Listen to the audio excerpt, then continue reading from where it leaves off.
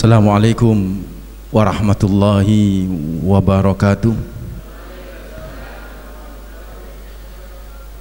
Alhamdulillah wassalatu wassalamu ala asrafil anbiya'i wal mursalin Sayyidina wa maulana Muhammadin wa ala alihi wa sahbihi wa man tabi'ahum bi ihsanin ila yaumiddin.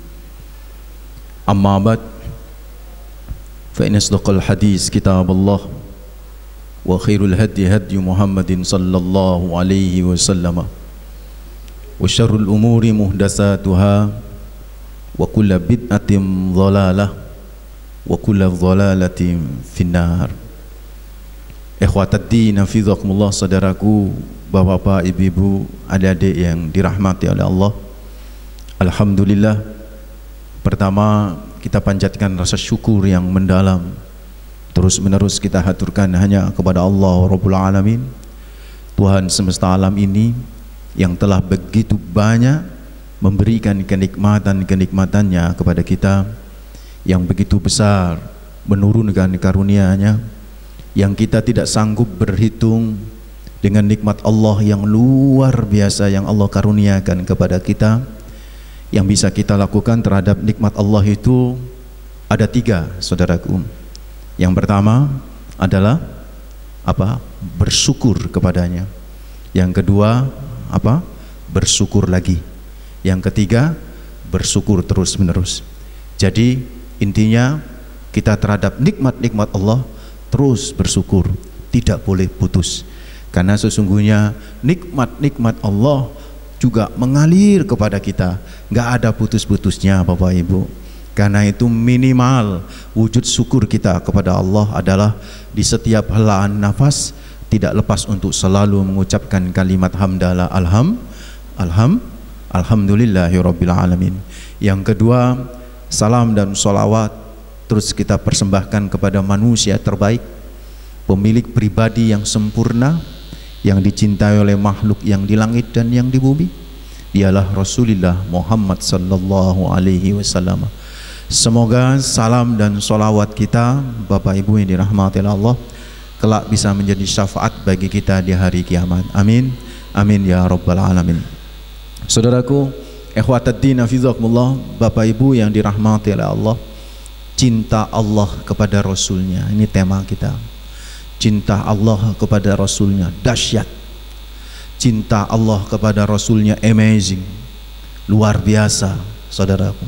Cinta Allah kepada kekasihnya Al-Mustafa Rasulullah Muhammad sallallahu alaihi wasallam sungguh subhanallah, susah untuk kita ungkapkan. Dan saya berusaha untuk mengungkapkan ini supaya kita benar-benar bisa jatuh cinta kepada kekasih Allah, yaitu Rasulullah Muhammad sallallahu alaihi wasallam. Ada beberapa ayat yang menunjukkan betapa cintanya Allah kepada Rasulullah Muhammad sallallahu alaihi wasallam. Ada beberapa hadis yang menunjukkan betapa cintanya Allah kepada Rasulullah Muhammad sallallahu alaihi wasallam. Ada beberapa logika yang dibangun oleh para ulama yang menunjukkan betapa hebatnya cintanya Allah kepada Rasulullah Muhammad sallallahu alaihi wasallam. Saya ingin yang dari bawah dulu, logika para ulama. Saya ingin yang dari bawah dulu, baru nyampe nanti ke ayat-ayat Allah Rabbul Alamin. Saudaraku, Bapak Ibu yang dirahmati oleh Allah, Nabi kita lahir tanggal berapa? Halo? Berapa? 12 Rabiul Awal, tahun gajah. Itu dari mulai madrasah ibtidaiyah sampai kuliah berkali-kali, yaitu yang paling populer. Betul tidak? Nabi Muhammad lahir tanggal berapa? 12 Rabiul Awal, tahun gajah. Dari mulai SD sampai perguruan tinggi yang kita tahu yaitu Bapak Ibu yang dirahmati oleh Allah. Emang kenapa Ustadz? Ya itu yang populer dari Ibnu Ishaq, itu yang populer di kita, bahwa Nabi Muhammad SAW itu lahir tanggal 12 Rabiul Awal tahun apa? Gajah. Itu yang populer hadirin, itu yang populer. Tetapi ternyata ada beberapa yang diperselisihkan oleh para ulama terkait dengan tanggal kelahiran dan tahun kelahiran Nabi Muhammad SAW. Untuk tanggal kelahiran Nabi itu berselisih di kalangan mu'arrikhil Islam, berselisih di kalangan sejarawan Islam. Ada yang menyatakan Nabi lahir tanggal 8 Rabiul Awal. Ada pula yang menyatakan Nabi lahir tanggal 9 Rabiul Awal. Bahkan 10 juga ada, 11 juga ada. Urut itu 8, 9, 10, 11, 12, 13 itu pun ada yang menyatakan bahwa Nabi lahir itu tanggal 13 Rabiul Awal. Selebihnya enggak ono, 15, 16, 17 enggak ono. Tapi 20 Rabiul Awal pun ada yang berpendapat Nabi itu lahir di tanggal tersebut. Ini saudaraku ikhwataddin hafizakumullah, di urusan tanggal terjadi apa? Perbedaan pendapat di kalangan para ulama sejarawan Islam. Termasuk di tahunnya. Tahunnya pun kalau kita tahu tadi tahun gajah. Ibnu Al-Qayyim menyebutkan bahwa di tahun gajah itu enggak persis ketika penyerangan pasukan gajah oleh Abraha ke Mekah. Sayyidah Aminah melahirkan Rasulullah Muhammad SAW enggak persis. Tapi ada Ibnu Qayyim menyatakan 50 hari setelah penyerangan atau setelah penyerbuan gajah itu di Mekah itu baru Nabi Muhammad SAW itu lahir. Bahkan dalam riwayat yang lain setahun setelah tahun gajah baru Nabi Muhammad SAW itu lahir. Bahkan 3 tahun sebelum tahun gajah Nabi Muhammad itulah lahir. So Bapak Ibu ya dirahmati oleh Allah, adik-adik, itu berbeda pendapat antara para ulama sejarawan Islam terkait dengan tanggal kelahiran Nabi sama tahun kelahiran Nabi. Yang enggak berbeda itu sing podo, sing sepakat para ulama itu adalah hari kelahiran Nabi dan bulan kelahiran Nabi. Contoh bulan tadi itu bulan. Kan yang berbeda kan tanggalnya 8 Rabiul Awal, 9 Rabiul Awal, 11 Rabiul Awal, 12 Rabiul Awal. Jadi Rabiul Awal semuanya sepakat itu bahwa para ulama menyatakan bulan kelahiran Nabi itu di bulan Rabiul Awal. Sedangkan harinya ini lebih sepakat lagi karena diriwayatkan oleh Abu Qatadah di mana Rasulullah Muhammad SAW pernah ditanya oleh beberapa sahabat ansyami yaumil isnain, ketika beliau berpuasa di hari Senin, kenapa beliau berpuasa di hari Senin? Maka Nabi menjawab, dzaka yaumun wulidtu fihi, itu hari aku dilahirkan. Wa unzila ilayya, di hari itu pula, maksud di hari Senin, Al-Quran pertama kali diturunkan. Maka dari sini, dari riwayat Qatadah ini, saudaraku ikhwataddin hafizakumullah, hari kelahiran Nabi itu disepakatin yaitu hari Senin. Bulan kelahiran Nabi juga disepakati bulan Rabiul Awal. Pertanyaannya, kenapa dengan hari Senin? Kenapa Nabi lahir hari Senin? Kenapa Nabi lahir di bulan Rabiul Awal? Tentu pertanyaan ini kita perlu tanya balik. Emang ada apa Ustadz dengan hari Senin? Ada apa dengan bulan Rabiul Awal? Perlu Bapak Ibu ketahui, hari Senin ini hari yang kemuliaannya tidak populer di kalangan orang Arab. Hari Senin. Demikian pula bulan Rabiul Awal. Ini kemuliaannya tidak populer di kalangan bangsa Arab. Masih lebih populer bulan Muharram, ya enggak? Di bulan Muharram ini banyak kejadian para nabi itu terjadi di bulan Muharram. Nabi Musa alaihissalam diselamatkan atas Fir'aun terjadi di bulan Muharram. Nabi Nuh alaihissalam terlabuhkan kapalnya di perbukitan Al-Judi yang ada di Yordania itu di bulan Muharram. Nabi Adam alaihissalam turun ke bumi itu di bulan Muharram. Pertemuan Hawa sama Nabiullah Adam alaihissalam juga terjadi di bulan Muharram. Artinya bulan Muharram itu bulan yang memang disucikan. memang disucikan. Kenapa Nabi nggak lahir di bulan yang populer kemuliaan tersebut, atau Rajab, atau Dzulqa'dah, atau Dzulhijjah, atau bahkan Ramadan, saudaraku? Kenapa Nabi nggak lahir di bulan Ramadan? Kok Nabi lahirnya itu di bulan Rabiul Awal yang tidak populer di kalangan bangsa Arab? Termasuk kok Nabi lahirnya di bulan Senin, padahal Nabi itu lahir di hari Senin, yang hari itu juga kemuliaannya tidak populer di kalangan bangsa Arab. Kenapa? Kenapa Nabi nggak lahir hari Jumat, Mas? Padahal hari Jumat itu Sayyidul Ayyam, tuannya para hari. Hari Jumat itu hari yang mulia. Saking mulianya Jumat tuh, Masya Allah, apapun yang terjadi dengan siapapun yang berkaitan dengan Jumat mesti dianggap mulia juga ya. Tahu nggak Gang Doli, Pak Ibu? Gang Doli, bukan Gandoli, tapi Gang Doli, yaitu prostitusi lokalisasi terbesar di Asia Tenggara, ada di daerah Putat, ya kan? Itu kan sudah ditutup tahun kemarin oleh Bu Risma. Nah, itu dulu ada sebuah kejadian orang meninggal di Gang Doli ketika lagi berzina.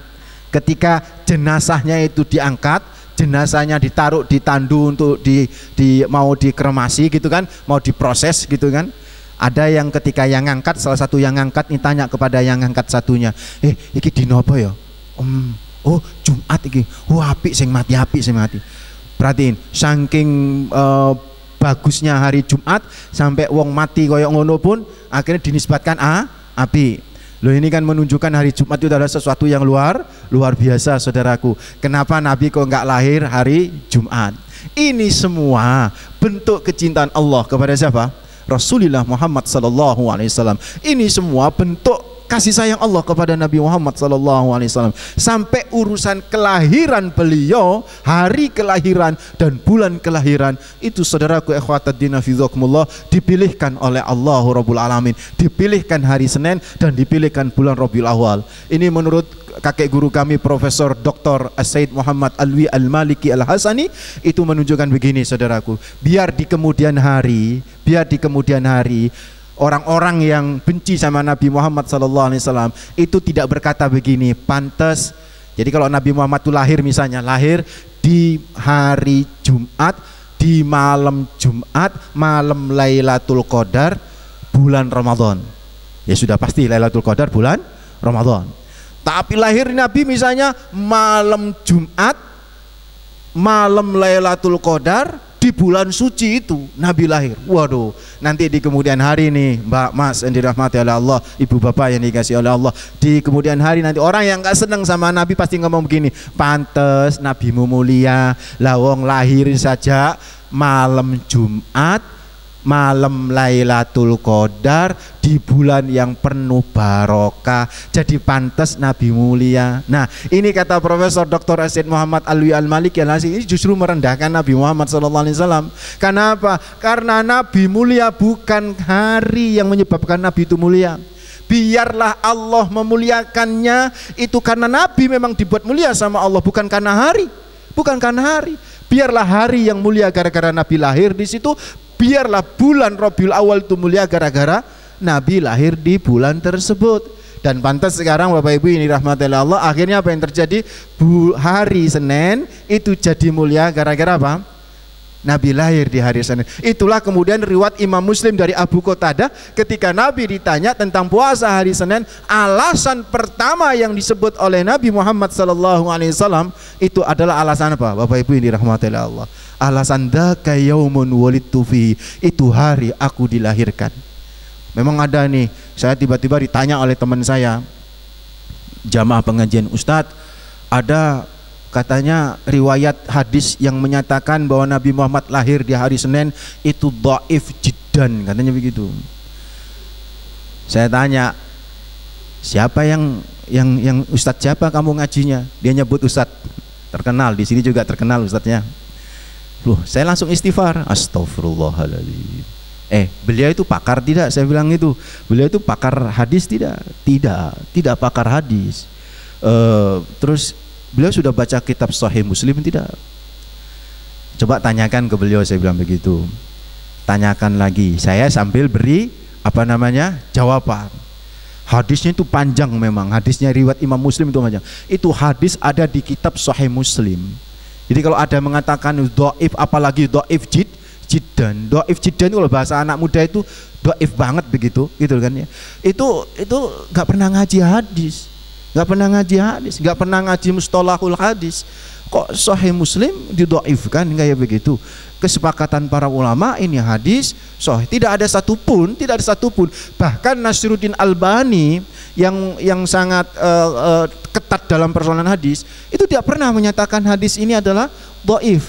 Imam Ad-Dhahabi, salah satu tokoh yang dijadikan guru panutan seluruh ulama-ulama seperti misalnya Imam Nasiruddin Al-Albani sendiri, itu tidak pun mengatakan bahwa hadis ini itu dhaif. Lah kok ada ulama sekarang, ustadz sekarang terus menyatakan bahwa hadis ini dhaif, terus dhaifnya itu ditambah jiddan lagi, dhaif banget.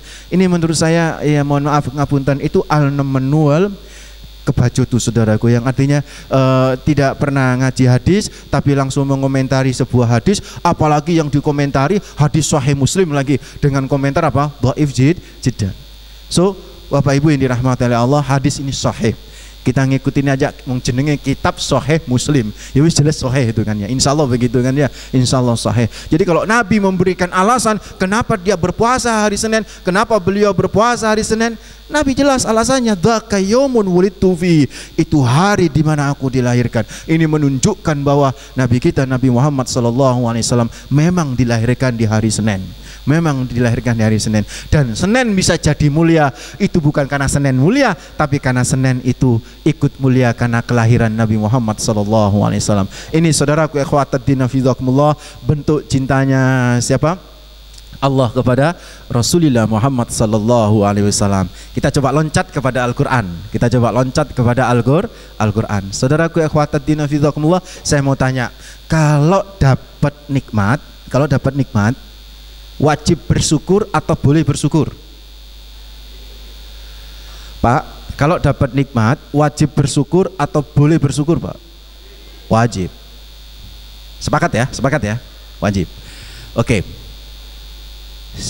Ekspresi nikmat, ekspresi seseorang terhadap nikmat itu bergaris lurus dengan nilai nikmat itu sendiri. Betul tidak? Halo, adik-adik ini coba bisa menangkap nggak? Ekspresi seseorang terhadap nikmat itu bergaris lurus dengan wujud nilai nikmat itu sendiri. Betul tidak? Tiba-tiba nih sampean semua dapat hadiah. Hadiahnya bolpen. Oh, seneng nggak? Teori pertama, wajib bersyukur nggak? Wajib. Seneng nggak? Ekspresif nggak? Halo, ekspresif nggak? Ekspresif dong, ekspresif. Oh, terima kasih Parker, misalnya begitu kan ya. Oh, pulpennya keren, ekspresif. Tapi bandingkan ketika Anda mendapatkan Innova terbaru, ekspresif. Ekspresinya beda nggak? Ya beda lah.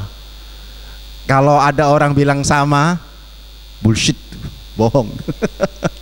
Ya gimana? Ada orang mendapatkan nilai yang lebih tinggi nilainya, itu ternyata ekspresinya biasa dengan yang nilainya biasa-biasa saja. Ya bisa jadi ini orang hebat lah ya, kalau memang ada orang kayak begitu itu, antara emas sama besi nggak ada bedanya dia itu, ya orang hebat tuh. Tetapi kan secara umum, communism, teori umum bahwa ketika kita mendapatkan sebuah nikmat, ekspresinya itu bergaris lurus dengan nilai nikmat itu. Semakin tinggi nilai nikmat sesuatu itu, semakin ekspresif seseorang itu mewujudkan rasa syukurnya. Kalau itu bisa diterima.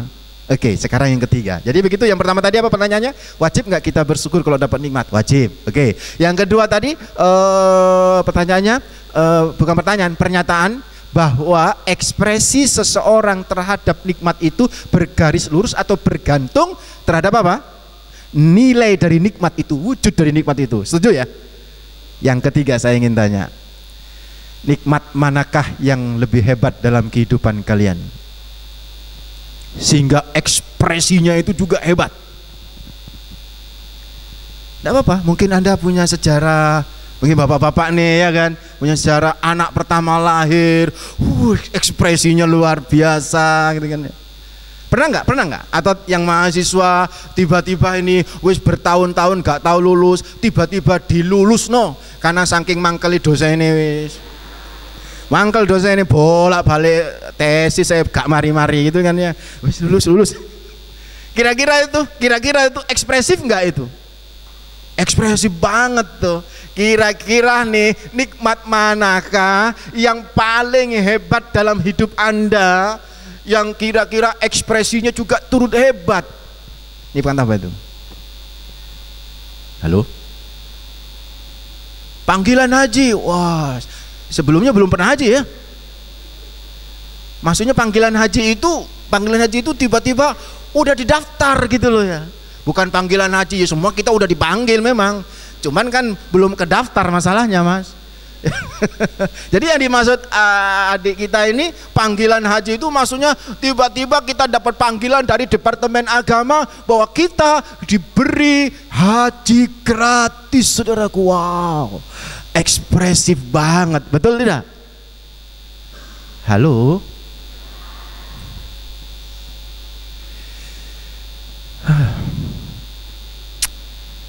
Nikmat ini luar biasa. Oke, itu haji. Adik kita mampu mengungkapkan, Pak, kira-kira dalam sejarah hidup Bapak, apa yang membuat Bapak berekspresi banget terhadap nikmat itu? Ayo Bapak tadi. Ayo adik-adik siapa? Halo. Saya nih ngajak ngomong nih. Apa kira-kira, Pak? Apa kira-kira? Oh, berarti nggak pernah dapat sama sekali nikmat ini ya? Oh, dapat tapi malu ngungkap. Masya Allah. Fa amma binikmati rabbika fahaddis. Oh, dibicarakan dong. Adapun nikmat Tuhanmu, ceritain. Nggak apa-apa, sekedar menceritain nikmat. Dan menceritain nikmat itu bagian daripada syukur.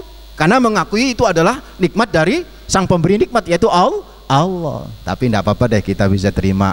Oke.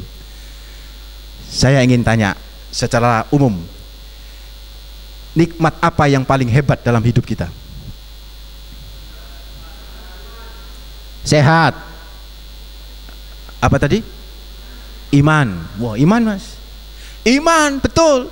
Nikmat iman itu nikmat yang paling hebat dalam hidup kita. Betul tidak? Ada orang nikmat kehidupan, Pak Ustadz. Iya, betapa banyak orang hidup tapi kagak beriman, maka dia seperti orang mati. Betul tidak? Nikmat sehat, Pak Ustadz. Iya, betul. Tapi betapa banyak orang sehat tapi kagak beriman, apa yang terjadi? Sakit dia sesungguhnya, kagak sehat. Betul tidak?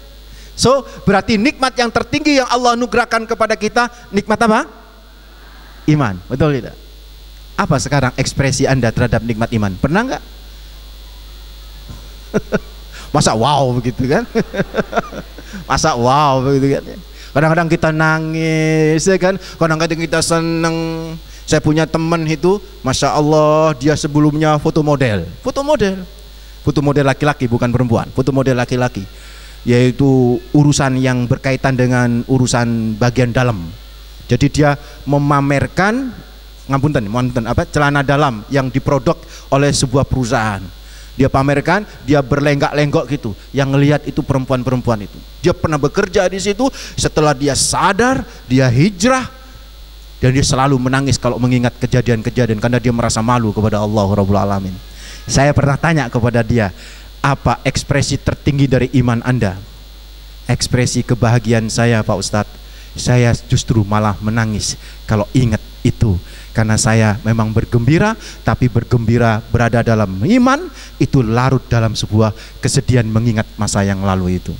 Ini namanya ekspresi keimanan yang luar biasa. Oke, berarti sepakat ya bahwa nikmat yang paling tinggi itu adalah apa?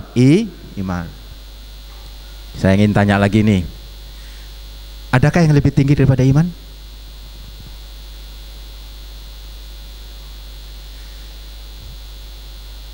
Halo? Ada yang lebih tinggi daripada iman? Apa itu? Bisa mencintai Nabi. bisa mencintai Nabi itu buah iman. Tapi nikmatnya sendiri apa? Lihat Ali Imran 164, saudaraku. Saya ingin tunjukkan betapa cintanya Allah kepada siapa? Kita umat yang beriman, saudaraku. Ada nikmat yang luar biasa hebat yang Allah berikan kepada kita, yang kadang-kadang kita tidak sadar tuh. Kadang-kadang kita nggak sadar. Lihat Ali Imran ayat berapa? 164. A'udzu billahi minasy syaithanir rajim. Laqad manallahu 'alal mu'minin. Saya sampai di situ, berhenti dulu. Laqad manallahu 'alal mu'minin. Apa artinya itu? Sungguh Allah telah menganugerahkan kepada orang-orang yang beriman. Berarti kan nikmat di atas iman tuh. Lu kan sudah beriman tuh, dikasih anugerah iman, terus sama Allah saya anugerahkan lagi yuk. Orang-orang yang sudah punya iman, laqad, sungguh, ini sumpah nih Allah, sungguh manallahu 'alal mu'minin, Allah telah menganugerahkan kepada orang-orang yang punya iman. Masih dikasih anugerah lagi. Apa anugerahnya Allah sih? Lanjutin ayatnya itu. Ba'atsa fihim rasulam min anfusihim yatlu 'alaihim ayatihi wa yuzakkihim wa yu'allimuhumul hikmata wa in kanu min qablu lafi dhalalim mubin. Perhatiin saudaraku, ikhwataddin hafizakumullah, nikmat yang lebih hebat daripada iman itu sendiri sesungguhnya adalah kehadiran Nabi di tengah-tengah kita. Itu nikmat yang luar biasa, saudaraku. Bahkan Allah di ujung ayat itu menyatakan wa in kanu min qablu lafi dhalalim mubin. In itu inna li takhfif, itu bukan jika itu, tapi sungguh mereka dulu itu sebelumnya berada dalam kesesatan yang nyata. Maka ketika hadir Nabi di tengah-tengah mereka, maka mereka memiliki iman, saudaraku. Makanya ada kaul, ada makalah yang menyatakan laulan nabiyyu ma'araftu rabbi. Setuju nggak dengan makalah terakhir itu? Laulan nabiyyu ma'araftu rabbi. Setuju nggak Bapak Ibu? Ngerti nggak tadi itu? Laulan nabiyyu, kalau seandainya tidak ada nabi, ma'araftu rabbi, maka sungguh aku tidak akan pernah mengenal Tuhanku. Setuju nggak? Bisa nggak kalau nggak ada Nabi Muhammad kita mengenal Allah? Tidak bisa. Tidak bisa. Bisa nggak kita beriman kalau belum mengenal Allah? Maaf, bisakah kita beriman kalau tidak ada nabi? Tidak bisa. Justru keberimanan kita itu karena kehadiran Nabi Muhammad SAW, dan itu anugerah yang terhebat yang Allah berikan kepada kita orang-orang yang beriman. Makanya dalam surat Ali Imran ayat 164, laqad manallahu 'alal mu'minin id ba'atsa fihim rasulam min anfusihim yatlu 'alaihim ayatihi wa yuzakkihim wa yu'allimuhumul kitaba wal hikmata wa in kanu min qablu lafi dhalalim mubin. Nikmat mana, saudaraku, yang lebih hebat daripada kehadiran Nabi di tengah-tengah kita? Laulan nabi ma'araftu rabbi. Kalau seandainya tidak ada Nabi, sungguh kita tidak akan pernah mengenal Allah Rabbul Alamin. Saudaraku ikhwataddin hafizakumullah, coba Sayyidina Umar bin Khattab tetap berada dalam fi dhalalim mubin kalau tidak mengenal siapa? Nabi Muhammad SAW. Tetap sahabat-sahabat itu kanu fi dhalalim mubin, tetap mereka berada dalam kesesatan yang nyata kalau tidak ada Rasul yang membacakan ayat-ayat Allah kepada mereka, yang mensucikan hati mereka, yang mengajarkan mereka sunnah-sunnahnya. Kalau tak ada Rasulullah Muhammad SAW, mereka tetap fi dhalalim mubin, saudaraku. Dan kalau sahabat sudah tidak, maka tabi'in juga tidak. Tabi'in, kemudian guru-guru. Makanya kalau nggak ada guru pun, ada ulama yang mengatakan laulal murabbi ma'araftu rabbi. Seandainya tidak ada murabbi, tidak ada guru, kita juga nggak akan pernah bisa mengenal Tuhan. Saudaraku ikhwataddin hafizakumullah, karena guru-guru kita lah yang mengantarkan kita untuk mendapatkan apa? Mendapatkan yang namanya cinta dari Allah Rabbul Alamin. Makanya ada sebuah doa yang indah itu dari Nabi Daud alaihissalam yang dibacakan oleh Rasulullah Muhammad sallallahu alaihi wasallam. Apa doa yang indah itu? Allahumma inni as'aluka hubbaka wa hubba man yuhibbuka wal amal alladhi yuballighuni hubbaka wa Allahumma ja'al li ahabba ilayya min nafsi wa ahli wa minal ma'il barid. Itu hadis itu riwayat Imam Tirmizi. Apa kata Rasulullah Muhammad SAW? Nabi Daud itu pernah berdoa, ya Allah, aku memohon cintamu dan cinta orang-orang yang mencintaimu, dan saya mohon amalan yang membuat kami bisa mendapatkan cintamu. Jadikan cintaku kepadamu ya Allah melebihi cinta kepada diriku sendiri dan kepada keluargaku, dan juga kepada air yang begitu dingin. Ini karena Nabi Daud yang berdoa pada waktu itu memang air dingin itu sangat mahal, saudaraku, sehingga air dingin pun bisa masuk itu. Di sini saudaraku ikhwataddin fillah, maka kalau kita melihat Ali Imran 164, sungguh cintanya Allah kepada Nabi kita Nabi Muhammad SAW itu luar biasa, sampai seolah kalau tidak ada Nabi Muhammad SAW kita tidak akan pernah menjadi orang-orang yang beriman. Saudaraku, ini ayat-ayat Allah yang berkaitan dengan bagaimana cintanya Allah kepada siapa? Kepada Rasulnya. Ada lagi ini, mari kita lihat surat Yunus ayat 58. Dalam surat Yunus ayat 58 Allah berfirman, Kul bifadlillah wa birahmatihi fabidzalika falyafrahu. Kata Allah Rabbul Alamin, katakan ya Muhammad kepada mereka, bifadlillah, katakan ya Muhammad, surat Yunus 58, katakan ya Muhammad kepada mereka, bifadlillah, dengan keutamaan Allah, wa birahmatihi, dan dengan rahmatnya Allah, fabidzalika falyafrahu, maka dengan keduanya, yaitu fadlullah, kemuliaan Allah, keutamaan Allah, wa rahmatuhu, dan rahmatnya Allah, fabidzalika falyafrahu, maka bergembiralah seharusnya itu orang-orang yang beriman. Pertanyaannya, apa yang dimaksud dengan fadlullah dan siapa yang dimaksud dengan rahmatullah? Imam Asyuyuti menerjemahkan dari riwayat Ibnu Abbas bahwa yang dimaksud dengan fadlullah itu ilmu Allah, dan yang dimaksud dengan rahmatullah itu adalah siapa? Rasulullah Muhammad SAW. Beliau menukil firman Allah surat Al-Anbiya ayat 107, wa ma arsalnaka illa rahmatan lil alamin. Tidaklah kuutus engkau ya Muhammad kecuali engkau ya Muhammad sebagai apa? Rahmat bagi alam semesta. So, saudaraku ikhwataddin fillah, Allah minta di surat Yunus 58 kepada kita orang beriman supaya bergembira dengan rahmatnya. Padahal yang dimaksud dengan rahmatnya itu siapa?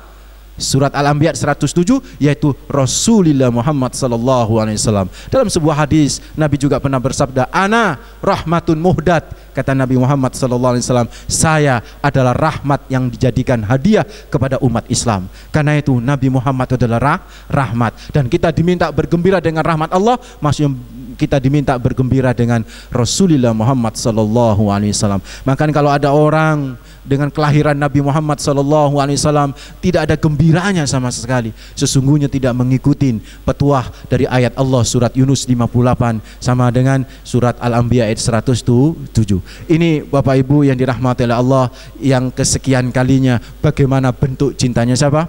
Allah kepada Rasulullah Muhammad SAW. Masih satu lagi bentuk cintanya Allah terkait dengan ayat-ayat Allah. Masih ingat dengan nama Abu Lahab? Abu Lahab, siapa Abu Lahab? Paman Nabi Muhammad SAW. Masih ingat ya dengan nama Abu Lahab? Paman Nabi itu banyak. Paman Nabi itu banyak. Ada Abu Lahab, ada Hamzah, ada Abu Thalib, ya. Nah, memang yang di antara para paman Nabi itu sebenarnya yang paling berada, yang paling berkecukupan itu Abu Lahab. Tapi termasuk yang paling susah untuk mengeluarkan duit, harta, itu ya Abu Lahab ini. Kalau bahasa kita pelit lah ya. Sedangkan yang paling loman tapi justru paling yang susah hidupnya itu adalah Abu Thalib yang ngasuh Nabi Muhammad SAW. Nah, Abu Lahab, mari kita coba terkait cerita Abu Lahab. Suatu hari Nabi kita Nabi Muhammad SAW, Bapak Ibu yang dirahmati oleh Allah, itu pernah mengumpulkan orang-orang Quraisy. Ini pertama kali Nabi ingin mengumumkan kenabiannya, pernah mengumpulkan orang-orang Quraisy. Kemudian Nabi setelah kumpul semua, Nabi kemudian berkata kepada mereka, apakah kalian percaya kepadaku? Hal tusaddiquni, apa kalian percaya kepadaku kalau di balik bukit ini ada sepasukan berkuda hendak menyerang kalian? Maka serentak semuanya menjawab, percaya Muhammad, antal amin, engkau al-amin ya Muhammad. Maka kemudian Nabi Muhammad menyatakan, al-an, sekarang, now, i'lamu bi anni rasulillah ilaikum jami'an hal tusaddiquni. Sekarang ketahui oleh kalian, sesungguhnya aku adalah utusan Tuhan untuk kalian semua. Apakah kalian percaya kepada diriku? Maka apa yang terjadi? Kalau sebelumnya Bapak Ibu yang dirahmati oleh Allah, mereka berkata dengan lantang, percaya, kok alamin, kok dapat dipercaya ya Muhammad. Apa yang kau katakan kalau di balik bukit itu ada segerombolan musuh mau menyerang kami, ya kami percaya, kami siap-siap. Tapi ketika pertanyaan kedua menyangkut pribadi Nabi, menyangkut kerasulan Nabi Muhammad SAW, apakah percaya kalian kalau seandainya saya katakan bahwa saya adalah utusan Tuhan untuk kalian semua? Maka semua diam 1000 bahasa. Mereka semua diam 1000 bahasa. Tidak ada satupun yang berkata-kata. Maka pada waktu itu tampillah seorang yang tadi kita sebut namanya, siapa? Abu Lahab. Abu Lahab kemudian tampil berdekatan dengan Nabi Muhammad SAW dan menyatakan, Muhammad, sambil nuding wajah. Nuding wajah itu adalah sebuah aib di kalangan orang Arab. Jadi nek wis nuding-nuding di wajah itu penghinaan. Wong Arab itu loh, jangan sampai megang, jangan sampai nuding-nuding. Itu marah mestinya. Atau megang pantatnya orang Arab, wow, ditaboki sampean. Karena kalau megang kepala itu biasa di kalangan orang Arab, ya kan? Kalau kita dipegang kepala itu penghinaan. Kalau kebalik, kalau orang Arab dipegang kepalanya nggak ada masalah. Tapi jangan sekali-kali pegang pantat. Oh, jadi masalah itu. Itu penghinaan. Nah, Nabi Muhammad dihina itu sama Abu Lahab. Ditunjuk-tunjuk, dituding-tuding wajahnya sambil Abu Lahab berkata, ya Muhammad, alihada jama'tana. Hei Muhammad, karena ini kamu mengumpulkan kita semua ya Muhammad. Tabban laka ya Muhammad, tabban laka ya Muhammad. Celaka kamu ya Muhammad, celaka, sambil nunjuk wajah Nabi. Nabi dihina, saudaraku. Yang marah itu bukan Nabi, tapi yang marah siapa? Allah.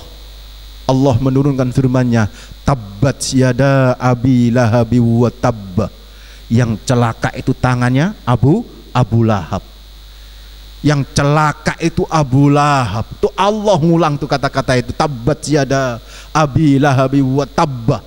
Diulang sama yang sing celaka itu awali tangani tangannya siapa? Abu Lahab wa tabba. Kemudian terakhir itu Abu Lahab juga celaka, itu gak hanya tangan tok yang celaka. Saking kasihnya Allah kepada siapa?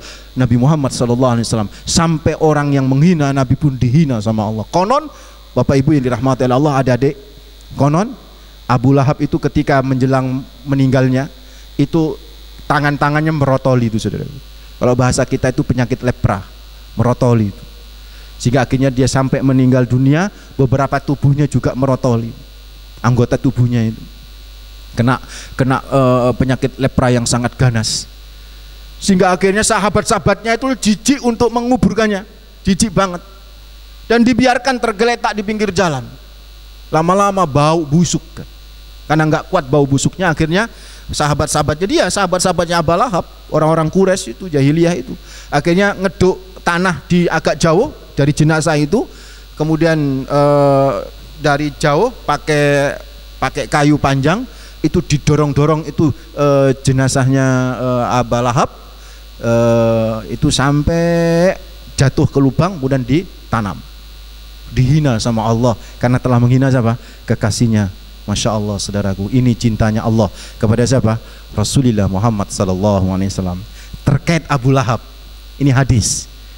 Kalau tadi ayat-ayat Al-Quran kan, terkait Abu Lahab, bagaimana bentuk cintanya Allah kepada Nabi Muhammad SAW. Ada sebuah riwayat, hadis ini Bapak Ibu yang dirahmati oleh Allah, tercatat di kitab Sahih Bukhari. Saya sebutkan, tercatat di kitab Sahih Bukhari dalam kitab nikah. Tapi hadisnya mursal, hadis mursal. Juga ada dalam kitab As-Sun'ani, dalam musnafnya Imam As-Sun'ani, dalam kitabnya yaitu Al-Musannafnya juz 7 Juga ada dalam kitab Ibnu Katsir, Al-Bidayah wan Nihayah, yang dikarang oleh Ibnu Katsir, Al-Bidayah wan Nihayah, juz 1 halaman 224, ada sebuah cerita. Al-Abbas, paman Nabi yang lain, pernah bermimpi ketika wafatnya siapa ini? Abu Lahab, bahwa ketemu sama Abu Lahab. Ditanyalah sama paman ini, sama Al-Abbas ini kepada Abu Lahab, apa kabarmu? Saya berada di neraka. Dia bilang gitu. Si Abu Lahab itu bilang, saya berada di neraka, saya disiksa sama Tuhan. Tetapi tiap hari Senin, dari jari saya itu saya disuruh ngencup, karena keluar ada keluar air sedikit gitu, untuk minum tiap hari Senin. Tiap hari Senin. Dengan bahasa lain, tiap hari Senin, Bapak Ibu ya dirahmati oleh Allah, Abu Lahab ini diperingan siksanya tiap hari Senin. Kenapa? Mari kita noleh. Di saat Nabi Muhammad lahir, Suwaibah ini pembantu atau budak perempuan dari siapa? Abu Lahab. Ketika Nabi Muhammad lahir, Sayyidah Aminah melahirkan Nabi Muhammad SAW, itu yang namanya Suwaibah itu berlari-lari mencari Abu Lahab. Ya Abu Lahab, ya Abu Lahab, anakmu lahir. Istilah anak itu keponakan. Anakmu lahir ya Abu Lahab, anakmu lahir ya Abu Lahab. Tanya Abu Lahab, laki atau perempuan? Karena di sana yang namanya perempuan dan laki-laki itu pengaruh gitu loh. Nek wedok gak dianggap. Wedok gitu. Tapi nek wong lanang, laki-laki yang lahir, kebanggaan bagi orang Arab. Laki itu perempuan, laki ya Abu Lahab, laki ya Abu Lahab. Langsung Abu Lahab itu pergi ke rumahnya Sayyidah Aminah. Itu konon itu dalam sebuah riwayat, banyak riwayat sebenarnya, itu ditimang itu, Nabi Muhammad bayi itu ditimang, Rasulullah bayi itu ditimang, terus diangkat begini, saking senengnya itu, terus noleh ke Suwaibah. Suwaibah masih ada di sampingnya. Ya Suwaibah, kamu bebas. Masih bebas dari apa? Dari budak, saudara. Tidak ada hadiah terbesar bagi seorang budak kecuali kemerdekaan bagi dirinya. Itu hadiah yang selalu ditunggu-tunggu dari tuannya, dan itu hadiah terbesar dalam hidup seorang budak. Begitu senangnya Abu Lahab lahirnya Nabi Muhammad SAW, ekspresi kesenangannya itu sampai kemudian membebaskan budaknya yang bernama Suwaibah. Ternyata sama Allah, saudaraku, masih di-appreciate, masih dihargai. Sama Allah masih terhitung, saudaraku, ikhwataddin fillah. Sehingga tiap hari Senin Abu Lahab itu diperingan siksanya itu. Dan seorang ulama yang bernama Al-Hafidz, Hafidul Quran maksudnya, Syamsuddin bin Nasruddin Ad-Dimashqi atau Al-Hafidz, ini bisa jadi adalah satu strata orang yang pakar hadis, itu juga disebut Al-Hafidz, yang hafal ratusan hadis, yang bernama Syamsuddin bin Nasruddin Ad-Dimashqi. Itu membuat sebuah syair yang bunyinya begini: idza kana hadza kafiran ja'a dhammuhu bitabbat yadahu fil jahimi mukhallada ata annahu fi yaumil isnaini daima yukhaffafu anhu lis-sururi bi ahmada famaddannu bil abdilladzi tulu umrihi bi ahmada masrura wa mata muwahhada. Apa itu artinya? Kurang lebih terjemahannya, jika ini laki-laki ini, maksudnya Abu Lahab, seorang kafir, telah dicela dengan kalimat tabbat yada dalam Al-Quran, sehingga dia kekal mukhallada di dalam neraka. Ata annahu fi yaumil isnain, telah datang sebuah riwayat bahwa selamanya setiap hari Senin, yukhaffafu anhu lisurur, dia diperingan siksanya karena lisururi bi ahmada, karena dia telah bergembira dengan kelahiran Ahmada. Ahmada maksudnya siapa? Nabi Muhammad SAW. Famaddannu bil abdilladzi tulu imrihi, maka apa sangkaan kalian kalau ada seorang hamba yang selama hidupnya, selama umurnya, bi ahmada masruro wa mata muwahhada, dengan Nabi Muhammad selalu bergembira, tak pernah mencaci maki, bahkan matinya pun dalam kondisi beriman kepada Allah. Apa sangkaan kita kalau seorang Abu Lahab yang kekafirannya dicela dengan surat Al-Lahab, yaitu tabbat yada Abi Lahab, itu saja kemudian diperingan siksanya di hari Senin karena kegembiraan dengan kelahiran seorang nabi yang bernama Nabi Muhammad SAW atau Ahmada, maka bagaimana dengan kita yang seumur hidup kita tidak pernah membenci Rasulullah Muhammad SAW? Bagaimana dengan kita yang seumur hidup kita tidak pernah mencaci maki Nabi Muhammad SAW? Dan insya Allah kita mati pun dalam kondisi cinta kepada Rasul. Sungguh tidak bisa kebayang bagaimana kemuliaan yang Allah berikan kepada kita, orang-orang yang mencintai Rasulullah Muhammad SAW. So, saudaraku, betapa hebat tuh cintanya Allah kepada Rasulullah Muhammad SAW. Sekarang bagaimana dengan kita? Itu kan tadi apa? Cintanya siapa? Allah kepada nabinya, Allah kepada nabinya, Allah kepada ayat-ayatnya, hadis-hadisnya. Sebenarnya banyak yang ingin saya sampaikan, tapi waktu yang tidak bisa cukup karena masih banyak yang ingin saya sampaikan yang lain. Apa itu? Bagaimana cinta kita kepada Nabi Muhammad SAW? Sebelum saya jawab bagaimana cinta kita kepada Nabi Muhammad, yuk kita coba noleh bagaimana cintanya para sahabat kepada Nabi Muhammad SAW. Sudah pasti Bapak Ibu adik-adik yang dirahmati oleh Allah, sudah pasti para sahabat tahu tuh ayat-ayat yang tadi kita kemukakan, yang kita bahas. Sudah pasti itu kasusnya Abu Lahab yang diperingan siksaannya oleh Allah tiap hari Senin, gara-gara di hari Senin dia bergembira dengan kelahiran Nabi Muhammad SAW. Mereka sudah tahu itu. Karena itu mereka cintanya sama Nabi Muhammad, Masya Allah. Tidak pernah ada sejarah yang bisa menandingi bagaimana kecintanya seorang sahabat kepada sahabat yang lainnya, kecuali sahabat Nabi Muhammad kepada Nabi Muhammad SAW. Itu yang dikemukakan oleh Abu Sufyan ketika Abu Sufyan sebelum masuk Islam. Bagaimana melihat Zaid bin Dasinah. Zaid bin Dasinah ini jadi Hubab bin Adi sama Zaid bin Dasinah, ini cerita saudaraku sahabat, itu ketangkap oleh kelompok orang-orang Quraisy Mekah. Pada waktu itu Abu Sufyan yang menjadi kepala penangkapan itu. Ketika mau dieksekusi, ini yang Zaid bin Dasinah itu mau dieksekusi. Itu yang namanya Abu Sufyan nawarin, mau nggak kamu saya bebaskan dari eksekusi ini, asal kepala Muhammad ada di sini, maka kamu akan selamat bersenang-senang sama keluargamu. Maka apa kata Zaid bin Dasinah? Demi Allah, kalau seandainya saya bersenang-senang dengan keluarga saya di tempat yang berbeda Nabi Muhammad tempat duduknya ada duri, terus saya diem saja, itu bagi saya adalah sebuah kerugian yang nyata, apalagi saya mengorbankan beliau. Tidak. Sampai Abu Sufyan berkata begini, saya belum pernah menemukan sejarah manusia yang begitu mencintai orang lain seperti seorang sahabat mencintai Rasulullah Muhammad SAW.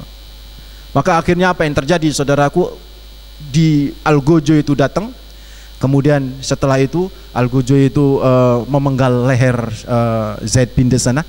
Ketika mau memenggal leher Zaid bin Dasinah ini, Zaid itu berkata begini, Assalamualaikum ya Rasulullah. Seling, langsung kemudian kepala Zaid bin Dasinah ini menggelinding. Dan Jibril alaihissalam menangkap salamnya Zaid bin Dasinah ini, nyampe ke Nabi Muhammad SAW. Dan kemudian Nabi menundukkan kepala, menunjukkan rasa sedihnya sambil menjawab Waalaikumsalam warahmatullahi wabarakatuh. Itu cintanya Zaid bin Dasinah yang luar biasa. Berbeda dengan Hubab bin Adi. Hubab bin Adi kasusnya sama, kan sama-sama ketangkap ini dua sahabat ini. Kalau Hubab bin Adi ini diambil alih oleh keluarga Haris, di mana keluarga Haris pada waktu perang Badar sebelumnya itu dibunuh oleh Hubab bin Adi. Makanya akhirnya ketika Hubab bin Adi itu ketangkep, keluarga Haris itu mendengar, saya lupa Haris bin siapa, jadi bulan-bulanan yang namanya Hubab bin dipukulin, ditinju, dicecak. Akhirnya atas permintaan keluarga Haris diserahkan kepada keluarga Haris sebagai budak, tapi hanya untuk dipukulin bolak-balik saudaraku. Karena saking mangkelnya keluarganya itu Haris, karena salah satu yaitu Harisnya itu yang dibunuh oleh Hubab bin Adi. Tapi ada sebuah keajaiban. Tiba-tiba ketika seorang perempuan dari keluarga Haris ini masuk ke ruangan penyiksaan itu Hubab bin Adi itu sudah diikat, tangan sudah diikat, Tapi Hubab bin Adi ini seperti enak memakan buah anggur, di mana anggur tersebut belum panen di musim itu. Waget, karena itu nggak tahan, akhirnya dibunuh itu kan. Nah, sebelum dibunuh disuruh meminta terakhir. Permintaan terakhir apa? Saya mau sholat. Sholatlah kemudian Hubab bin Adi. Setelah selesai sholat, cepat sholatnya Hubab bin Adi. Terus berdiri Hubab bin Adi sambil nuding kepada algojo-algojonya ini. Kalau seandainya di dalam otak kalian tidak ada pikiran, saya memperlama sholat itu karena takut mati, sungguh demi Allah saya akan perlama sholat dan perbanyak sholat dalam rokaatnya itu. Dan ini sholat sunnah 2 rakaat pertama kali yang dilakukan oleh sahabat menjelang kematiannya itu. Dan kemudian sebelum pisau ini nyampe, itu juga ngirim salam kepada Nabi Muhammad SAW dan berdoa kepada Allah, Rabbi, jangan biarkan tubuhku itu dihancurkan oleh mereka. Hantarkan, sampaikan berita ini kepada kekasihmu Rasulullah. Seling menggelinding, salam itu nyampe kepada Nabi Muhammad SAW. Terus Nabi tiba-tiba manggil Zubair bin Awam, kamu pergi ke Mekah, ambil tuh jenazahnya yang namanya Hubab bin Adi. Padahal Nabi tidak tahu apa yang terjadi itu, saudara. Karena Allah telah memberikan berita kepada Nabi Muhammad, begitu cintanya seorang Hubab bin Adi kepada Rasulullah Muhammad SAW. Konon saudaraku, yang namanya burung pemakan bangkai itu sudah berkeliling itu di bawah, kan dia disalib. Maaf, dia disalib, bukan dipenggal, dia disalib. Itu ketika dipanah semua tubuhnya dan meninggal dunia, itu beliau Hubab bin Adi itu dengan posisi disalib, dibiarkan begitu saja. Burung ini loh nggak mau memakan tubuhnya. Tiba-tiba burung ini hilang. Dan tiba-tiba kemudian sahabat Nabi yang lain dari Madinah mengambil jenazahnya. Dan ini adalah karena apa? Berkah dari kecintaan kepada siapa? Rasulullah Muhammad SAW. Saudaraku, ikhwataddin hafizakumullah, nggak habis ini waktu, ini habis kalau kita bicara tentang bagaimana cintanya siapa? Para sahabat kepada Nabi Muhammad SAW. Di detik terakhir saudaraku, ketika Nabi Muhammad mau meninggal dunia, itu kan yang ngimamin subuh siapa? Abu Bakar As-Siddiq. Minta kepada Bilal yang ngimamin sekarang Abu Bakar As-Siddiq. Konon Aisyah radhiyallahu anha itu nggak setuju. Jangan ya Nabi, jangan ayah saya, jangan abah saya. Kenapa? Abah saya ini orangnya apa ya? Suka nangis tuh apa ya? Jangan cengeng gitu dong. Apa ya? Melo gitu loh. Melan apa ya? Sensi gitu loh saudaraku, pokoknya bahasa-bahasa yang bagus itu loh ya. Jadi nangis bener, nangis itu belum sholat itu loh sudah nangis. Sayyidina Abu Bakar ketika ngelihat pengimaman Kanjeng Nabi kosong, itu sudah mau maju, nangis. Sahabat yang lain juga ikut nangis. Akhirnya karena kok gaduh gitu loh, Bilal ditanya sama Rasulullah, ada apa? Bener Abu Bakar nangis Rasulullah. Akhirnya sahabat ikut nangis semua karena engkau nggak hadir. Ya sudah, Ali gotong saya. Nah, Aisyah yang meriwayatkan ini tidak menyebut nama Ali. Yang disebut adalah Fadl bin Abbas warajulun. Nanti kenapa Sayyidina Ali nggak disebut oleh siapa? Sayyidah Aisyah radhiyallahu anha. Ini ada ceritanya sendiri. Kapan-kapan ya saya ceritain. Jangan di sini. Ada kenapa nggak disebut itu kan? Tapi riwayat itu menyebutkan bahwa yang menggotong Kanjeng Nabi dari dalam untuk ke pengimaman itu adalah sahabat Fadl bin Abbas, yaitu sepupu Kanjeng Nabi, sama juga sepupunya juga siapa itu? Sayyidina Ali radhiyallahu anhu. Digotong itu. Cuman perawi hadis ini tidak menyebut nama Sayyidina Ali. Seraya ngomong gini, yang gotong itu Sayyidina Fadl bin Abbas warajulun, disebut laki-laki saja dan seorang pria. Tapi nggak disebut namanya, padahal sesungguhnya itu siapa? Sayyidina Ali. Ketika kemudian nyampe, itu semua sahabat kan tepuk tangan tuh untuk ngasih tahu kepada sahabat Sayyidina Abu Bakar, karena Rasulullah masuk. Nah, akhirnya Rasulullah masuk, Sayyidina Abu Bakar radhiyallahu mundur. Nabi kemudian ngimamin dalam kondisi duduk. Selesai ngimamin, sholat 2 rakaat, langsung Nabi berdiri itu. Nabi berdiri, berpidatolah, dan itu seolah pidato terakhir itu. Kalau di haji wada itu kan khutbah, Ya, ini pidato Nabi di masjid itu. Hening semuanya, diam. Melihat Nabi dalam kondisi kayak begitu itu. Nabi berkata, saya ditawari dua hal, kekal abadi di dunia atau bertemu dengan Tuhan. Maka sudah pasti saya memilih bertemu dengan Tuhan. Nangis Abu Bakar, nangis, karena pilihan Nabi itu menunjukkan Nabi sebentar lagi sudah tiada. Sayyidina Abu Bakar cerdas itu, nangis itu. Melihat Sayyidina Abu Bakar cerdas, yang menangis, yang lain ikut nangis semua akhirnya. Masya Allah. Coba kita bayangkan bagaimana pada waktu itu Masjid Nabawi penuh dengan sahabat-sahabat pada waktu itu. Setelah berpidato, Nabi berkata, saya ingin memberikan peluang untuk kisos kepada saya. Siapapun yang pernah saya sakitin, hari ini saya izinkan kalian yang pernah saya sakitin untuk mengkisos saya, membalas saya, menebus kesalahan saya. Diam semua. Sampai ada sahabat menyatakan, tidak ya Rasulullah, tidak ya Rasulullah. Apapun yang kau lakukan kepada diriku, pada kami adalah bentuk cinta. Apapun ya Rasulullah, tidak. Di saat semua sahabat itu diam, saudaraku, apa yang terjadi, ikhwan, akhwat? Ada seorang sahabat yang agak jauh. Saya Rasulullah. Semua sahabat menoleh ke belakang. Enggak mungkin mau mengkisos Nabi kecuali orang munafik. Siapa dia itu? Maka Nabi menjawab, sini kamu, taqaddam, maju. Ketika maju, kan itu panjang itu. Kan sahabat zaman Nabi terakhir mau wafat udah banyak. Melangkai seret nyampe ke tengah, tahulah Ukasa yang minta mengkisos Nabi. Padahal Ukasa ini pernah didoain Nabi sebagai ahli surga bi ghairi hisab, tanpa hisab. Dalam riwayat yang lain, suatu saat Nabi menyatakan nanti akan ada 70.000 orang dari umat Nabi Muhammad yang masuk surga bi ghairi hisab, tanpa hisab. Maka Ukasa tiba-tiba berdiri, Ukasa dengan pakaian yang agak mencolok, dan berkata, Allahumma jalhum ya Rasulullah, ya Allah jadikan aku di antara mereka ya Rasulullah. Maka Nabi menjawab, ya kamu di antara mereka ya Ukasa. Terus ada sahabat lagi yang berdiri, ya Rasulullah jadikan aku di antara 70.000 yang bi ghairi hisab. Sudah sabakoka Ukasa, kamu sudah didahului oleh Ukasa, wis kana maneh njaluk.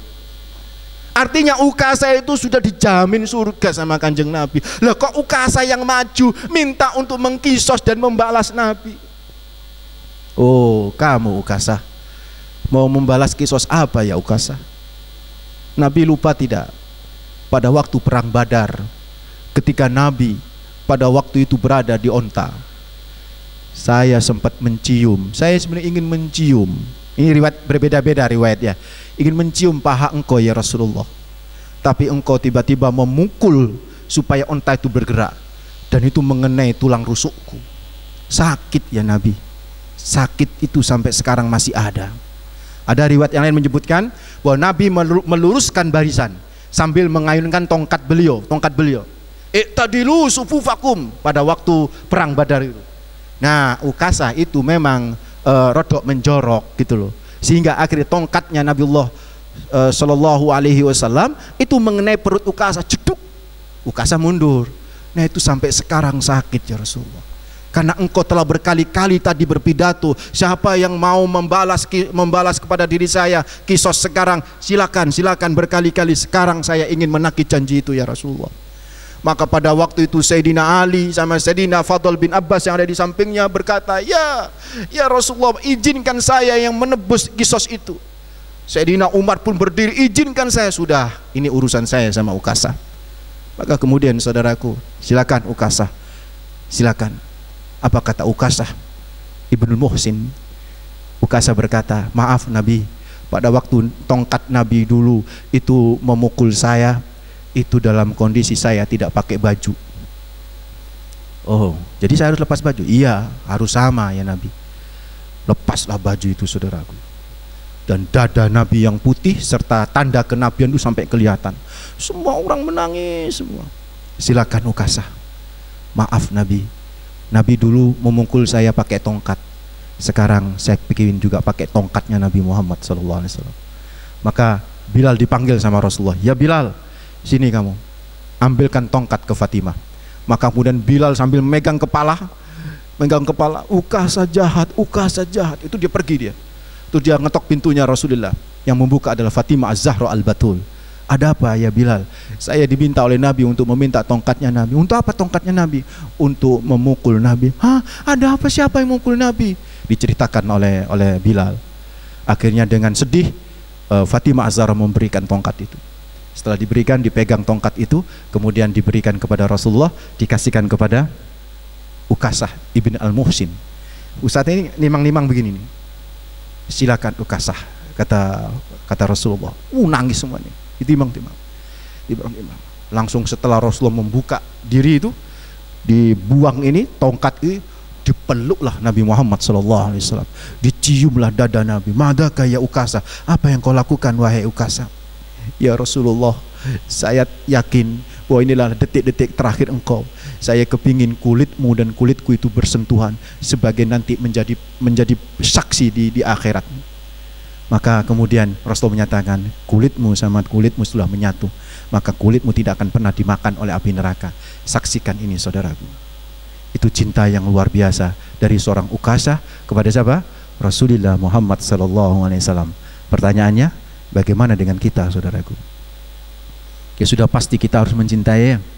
Nah, intinya sebagai penutup ada sebuah riwayat Ubadah bin Al-Jarrah itu pernah bertanya kepada Nabi Muhammad SAW, ya Rasulullah, hal ahadun khairum minna?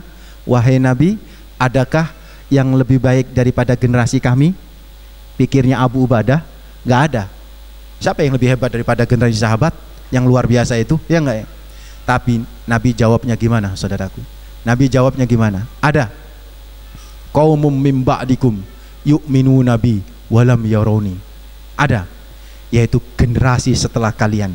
Generasi setelah kalian yang yu'minu nabi, yang mencintai diriku, walam yarawni, sekalipun tidak pernah melihat aku. Itu kita banget gitu loh. Kita banget saudaraku. Betul tidak? Pernah nggak Anda melihat Nabi Muhammad SAW sekalipun dalam mimpi? Pernah? Nggak pernah kan? Tapi pernahkah bergeser kecintaan Anda kepada Nabi? Tidak. Kalau para sahabat mencintai Nabi karena memang tiap hari melihat Nabi Muhammad SAW, dan itu kemuliaan mereka saudaraku. Kita juga diberi sama Allah meskipun tidak pernah melihat bagaimana senyum manisnya Kanjeng Nabi Muhammad SAW, tetapi kecintaan kita tak pernah bergeser sedikit pun. Ini yang disebut oleh Nabi, qaumum mim ba'dikum yu'minu nabi walam yarawni, yaitu generasi setelah kalian yang mencintai diriku sekalipun tidak pernah melihat aku. Nih kita nih saudaraku, gak pernah melihat Nabi. Ini yang disebut dengan love is blind. Nek wong Jawa ngomong blind. Ini love is blind. Cinta itu buta. Cinta buta itu hanya untuk Nabi kita, Nabi Muhammad SAW. Karena tanpa melihat Nabi pun kita sudah begitu cinta kepada beliau Rasulullah Muhammad SAW. Itu cinta yang luar biasa. Sampai sebatas apa cinta buta ini? Lihat hadis yang lain. La yu'minu ahadukum hatta akuna ahabba ilaihi min nafsihi wa waladi wa ahli wa nasi ajmain. Kata Rasulullah Muhammad SAW, tidak beriman salah seorang di antara kalian hingga menjadikan diriku dicintai melebihi kecintaan kepada dirinya sendiri, kepada keluarga anaknya, kepada keluarganya, dan kepada seluruhnya. Artinya, cintailah Nabi saudaraku melebihi segalanya. Cintailah Nabi melebihi segalanya. Dan tidak ada dalam sejarah kita mencintai Nabi sampai melebihi Allah, itu nggak ada. Nggak ada. Sehebat apapun cinta kita kepada Nabi Muhammad, tidak akan pernah memposisikan Nabi itu sebagai Tuhan saudara. Nggak ada. Tapi kecintaan kita kepada selain Nabi Muhammad bisa memposisikan mereka sebagai Tuhan. Yang hebat, kecintaan kita kepada Nabi Muhammad sehebat apapun tidak pernah menjadikan Nabi Muhammad sebagai Tuhan. Ini menunjukkan kehebatan cinta yang luar biasa kepada Rasulullah. Mudah-mudahan cinta kita Bapak Ibu adik-adik yang dirahmati oleh Allah benar-benar menjadi amal soleh kita, ya enggak? Allahumma inni as'aluka hubbaka wa hubba man yuhibbuka wal amal alladhi yuballighuni hubbaka. Allahumma ja'al hubbana ya Allah Jadikan cinta kita melebihi segalanya, melebihi kecintaan kita kepada diri kita, kepada keluarga kita. Jadikan cinta kita kepada Engkau ya Allah, kepada Rasulullah Muhammad SAW melebihi segalanya. Mudah-mudahan saudaraku. Ada pertanyaan? Ibu Bapak silakan. Silahkan untuk yang mau tanya. Ini depan.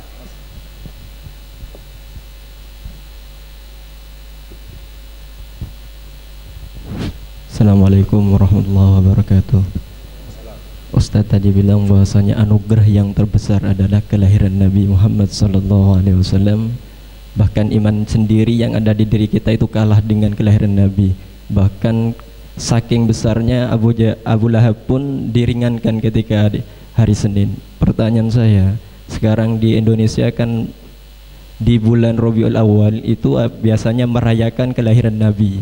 Pertanyaan saya, adakah dalil sahih dari Rasulullah mengenai merayakan kelahiran Nabi Muhammad SAW? Ya. Begitupun di hari Senin ketika orang banyak puasa untuk Nabi, adakah dalil sahih dari Rasulullah sendiri untuk menganjurkan untuk puasa untuk kelahiran Nabi Muhammad SAW? Ya. Terima kasih. Ya. Untuk merayakan kelahiran Nabi nggak ada dalilnya, Mas. Merayakan kelahiran Nabi nggak ada dalilnya. Cari sampai mati pun nggak ketemu. Tapi memperingati kelahiran Nabi, yes, banyak dalilnya.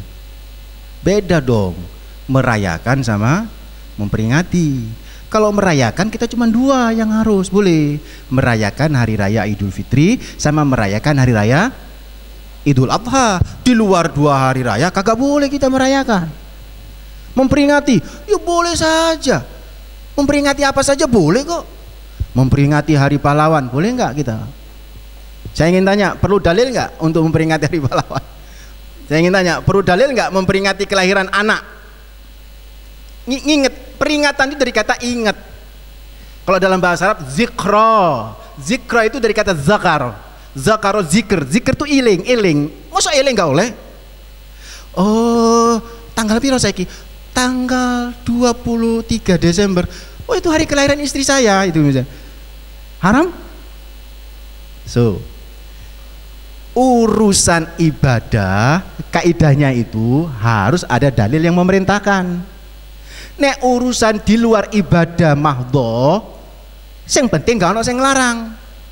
Saya tanya balik, ada yang melarang memperingati Maulid Nabi? Ada dalil yang melarang? Ada dalil yang melarang? Haram memperingati kelahiranku. Ada Nabi bilang begitu? Justru sebaliknya dalilnya banyak, Mas. Kakek guru saya Profesor Dr. As-Said Muhammad Alwi Al-Maliki Al-Asani ada 23 dalil tentang memperingati kelahiran Nabi Muhammad SAW. Banyak. Di antaranya tadi itu hadis Sahih Muslim tentang puasa hari Senin. Nabi kan memperingatin, alasannya ketika beliau ditanya kenapa puasa hari Senin, apa jawab Nabi? Zaka yaumun wulidtu fihi, itu hari aku dilahirkan. Jadi Nabi memperingati malah tiap hari Senin. Nabi memperingati tiap hari Senin.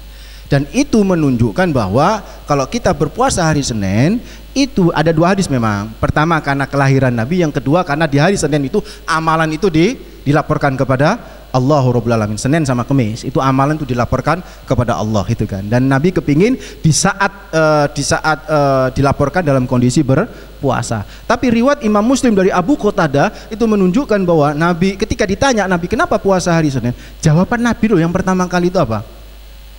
Yang pertama kali itu apa jawaban Nabi? Itu hari aku dilahirkan. Loh, ini menjadi dasar bahwa yang namanya kelahiran mengingat ya, bukan merayakan loh ya, mengingat kelahiran Nabi itu pernah dilakukan oleh Nabi Muhammad SAW. So sebenarnya ini hanya berkaitan dengan definisi bid'ah saja yang berbeda. Kalau mayoritas ulama, Mas, ya Ibu Bapak, mayoritas ulama definisi bid'ah itu adalah, kalau mayoritas ulama diantaranya adalah dalam kitab Manaqibnya Imam Syafi'i yang ditulis oleh Imam Al-Baihaqi, itu disebutkan adalah yang disebut dengan bid'ah itu adalah ma uhdisa mimma yukhalifu kitaban au sunatan au asaron. Bid'ah ini kan ada dua, bid'ah buruk sama bid'ah yang baik. Nah, bid'ah buruk itu bid'ah sayyi'ah itu kalau versi Imam Asy-Syafi'i yang ada dalam manaqibnya yang ditulis oleh Imam Al-Baihaqi, itu disebutkan yang disebut bid'ah yang buruk itu adalah ma'uhdisa mimma yukhalifu kitaban aw sunnatan aw asaran, yaitu sesuatu hal yang baru yang bertentangan dengan apa? Al-Quran, bertentangan dengan sunnah, dan bertentangan dengan asar. Asar ini riwayat-riwayat baik dari kalangan tabi'in maupun tabi'in atau sahabat, tabi'in atau para ulama, itu asar namanya. Jadi kalau bertelawanan dengan Al-Quran, sunnah, dan ijma ulama, maka bid'ah buruk itu sesat.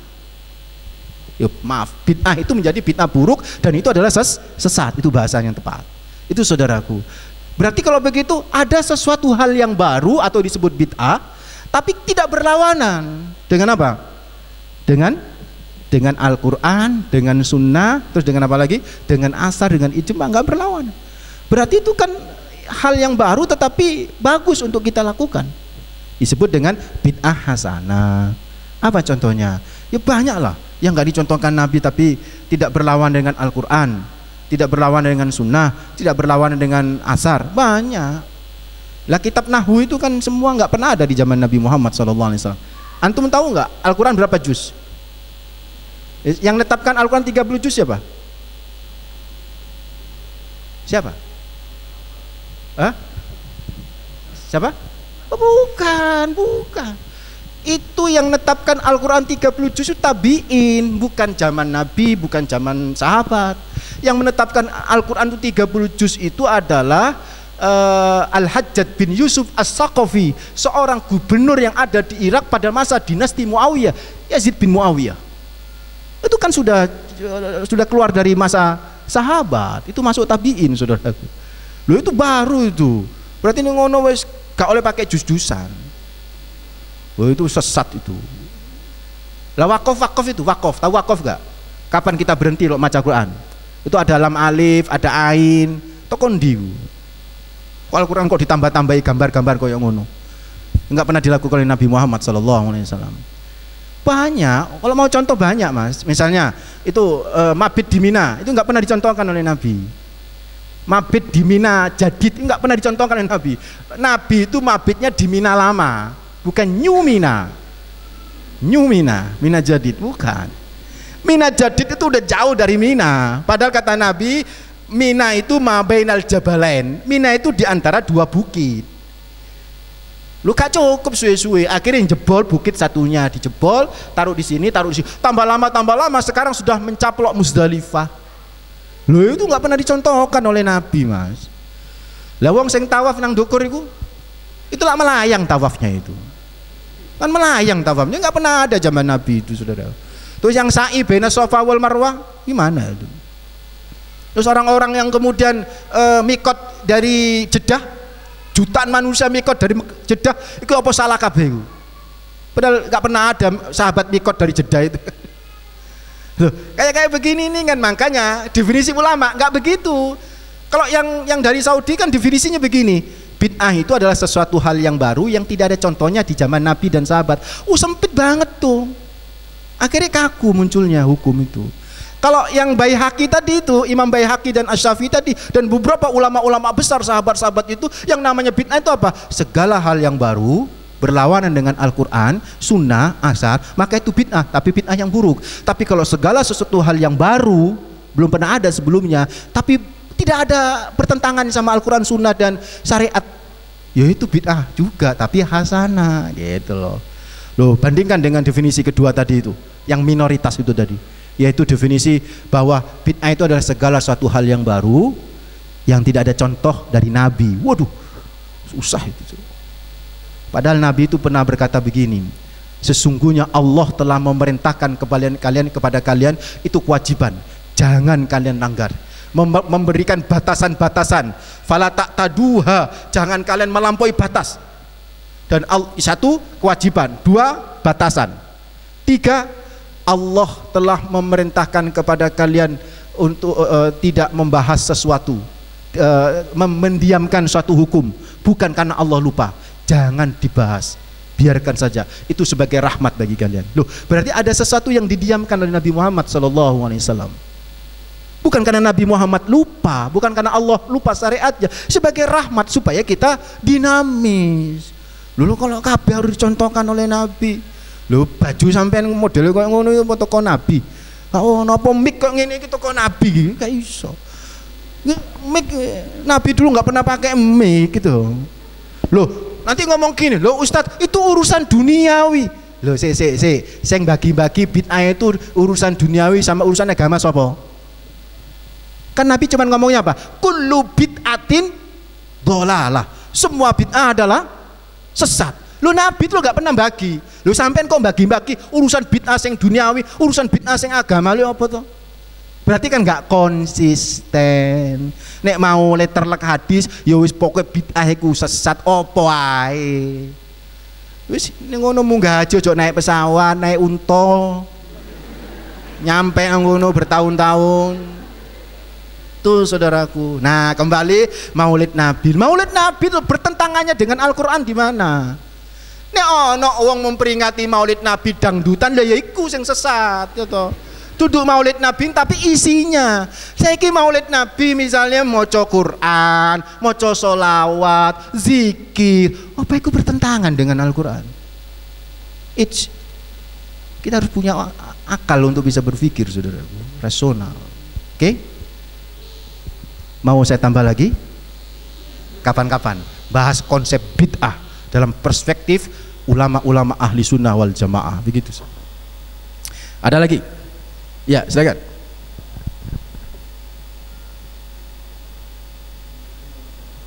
Dihidupin Pak, dihidupin. Yang saya pertanyakan sebagai wujud cinta kita pada Rasul, bagaimana sikap kita menghadapi orang-orang kafir seperti di Prancis atau di Denmark yang menghina Rasul kita dengan karikatur yang dibacalah hebohnya hari itu seperti Salman Rushdie. Itu sikap kita sebagai umatnya Nabi bagaimana? Apakah kita melawan atau hanya diam saja? Ya. Assalamualaikum warahmatullahi wabarakatuh. Masya Allah. Kalau ada di depan saya Pak orang menghina Nabi, saya pukul duluan Pak.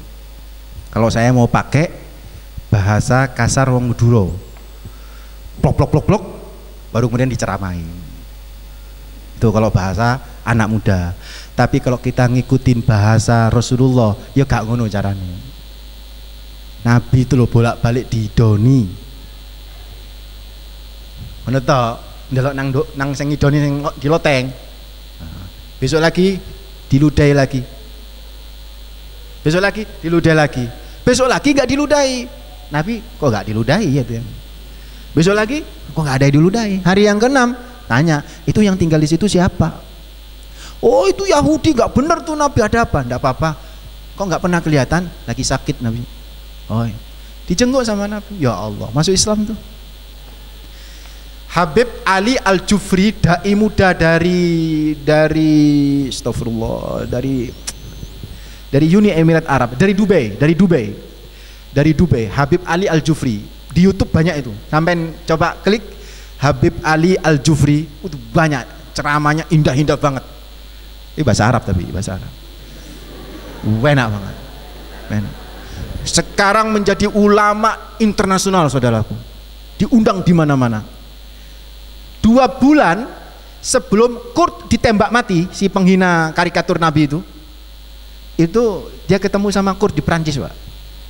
Di Denmark atau di mana itu? Ketemu. Lah, Habib Ali ini kan pakai imamah kayak Nabi, pakai serban, jenggoten. Oh persis wajah yang ganteng, persis lah perilakunya itu, performanya itu kayak Rasulullah. Yang ngawal Kurt itu banyak Pak, takut ada apa-apa. Ya Allah, Habib Ali Al-Jufri ini senyum aja, senyum. Saya cuman kepingin tahu yang nulis karikatur itu. Oh iya saya yang nulis. Iya, ini saya kenal Anda Habib Ali dari YouTube, dari media. Iya ya. Maaf ya Habib ya, saya mau tanya ya, orang pada ingin bunuh saya semua, sampai kok senyum-senyum aja ini, ada apa? Habib Ali cuma bilang begini, terus saya mau apa? mau nembak kamu. Kan nggak mungkin itu kan ya. Saya kok yakin kalau kamu tahu pribadi Nabi yang kamu ejek itu, pasti kamu nggak melakukan seperti ini. Itu aja Pak, itu aja. Kagum dia sama Habib Ali Al-Jufri. Tapi apa? 2 bulan kemudian dia ditembak mati sama orang. Setelah ketemu Habib Ali Al-Jufri. Bukan berarti Habib Ali ya, enggak tahu orang lain, mungkin kelompok lain yang keras tuh. Saya pernah diundang Universitas Kristen Petra. Saya kaget juga Pak. Tiba-tiba salah satu dosen Chinese non Muslim perempuan nelpon saya. Ini benarkah namanya Bapak Junaidi Sahal? Oh ya, ada apa Ibu? Saya dosen ini Universitas Petra Surabaya. Oh, ada bisa saya bantu? Saya bilang gitu. Bisakah Bapak mengisi ceramah di anak-anak kami? Maksudnya mahasiswi dia. Oh, maksudnya mahasiswanya Muslim? Oh ya tidak Pak. Ini hanya supaya kita lebih mengenal kayak apa Islam itu. Gitu. Kan daripada kita anak-anak itu kenal lewat internet kan lebih langsung kepada sumbernya Pak. Oh ya senang tuh. Cuman aku mikir ini siapa ya? Tai siapa itu loh, minta 2 jam. Jadi habis Jumatan kan minta jam 12. Saya bilang oh saya Jumatan Ibu. Oh kalau begitu selesai Jumatan jam berapa Bapak? Jam 1 lah saya bisa nyampe di tempat Ibu. Oke jam 1, berarti sampai jam 3. Iya dah sampai jam 3 enggak apa-apa. Mikir apa sampai 1 hari sebelum hari H itu Pak, saya nggak menemukan ide mau ngisi apa. Saya langsung 1 hari saya sholat duha. Saya ingat sholat duha. Terus saya berdoa sama Allah, ya Allah saya menghadapin orang baru kali ini yang berbeda agama dengan saya, dan saya harus disuruh memberi tausiah kepada mereka. Berilah aku petunjuk untuk membimbing mereka. Tuh habis doa itu loh, kok tiba-tiba masuk di otak saya seling.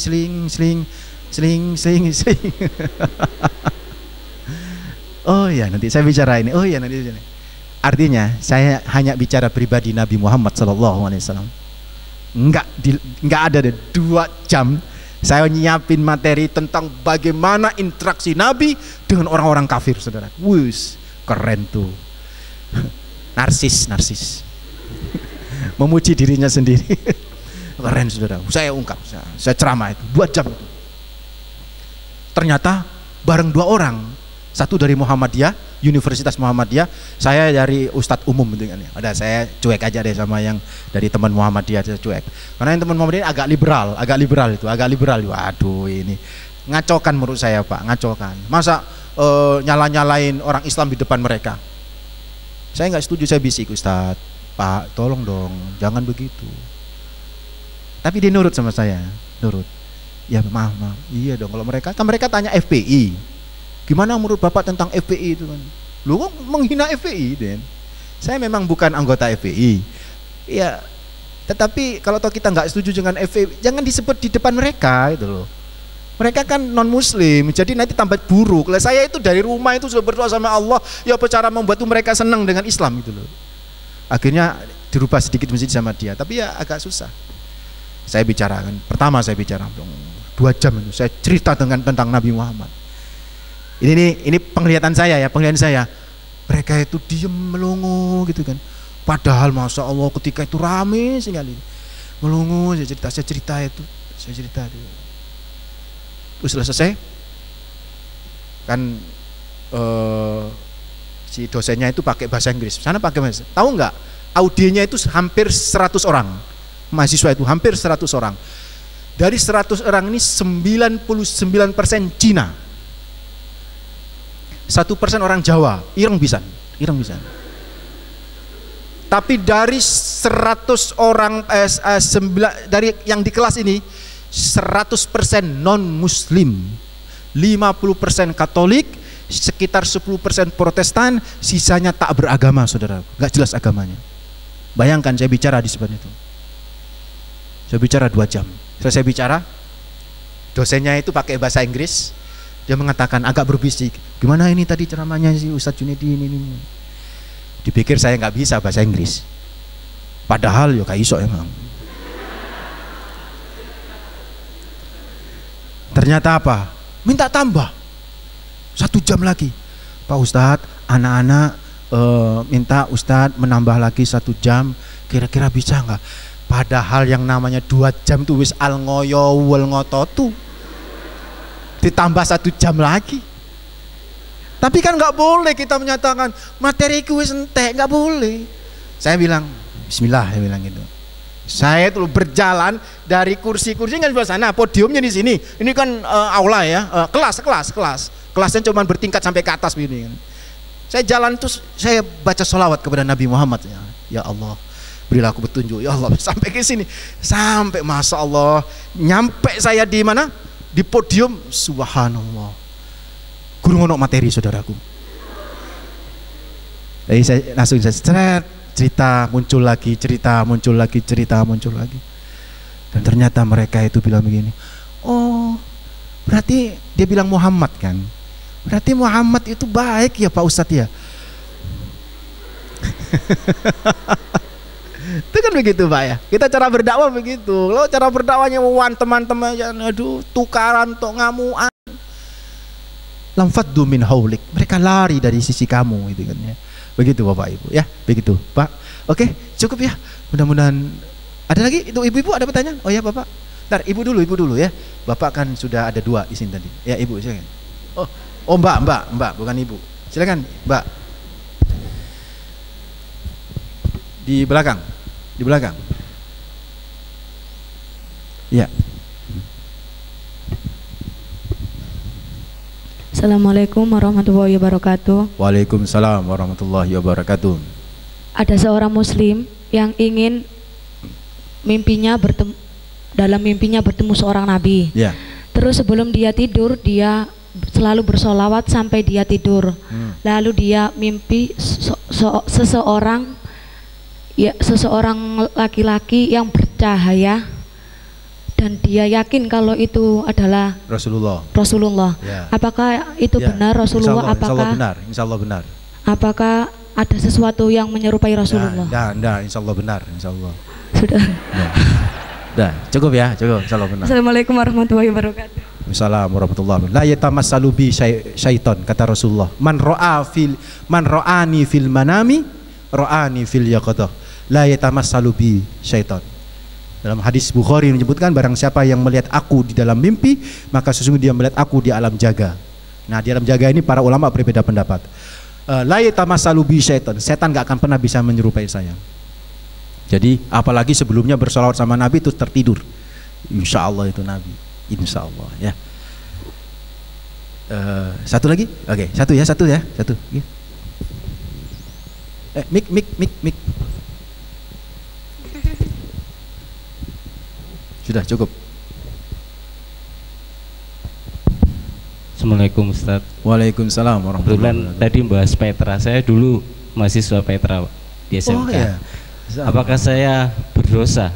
Kenapa Mas? Dulu saya kan ajaran agamanya kan ikut Kristen. Pelajaran di Petra dulu kan. Oh iya. Tapi saya tidur waktu. Oh, tidur Masya Allah. Memang dibuat tidur. Doa pagi gitu kan ada itu. Bapak Bapak di surga atau makanya kalau apakah bisa, saya berdosa? Sekarang?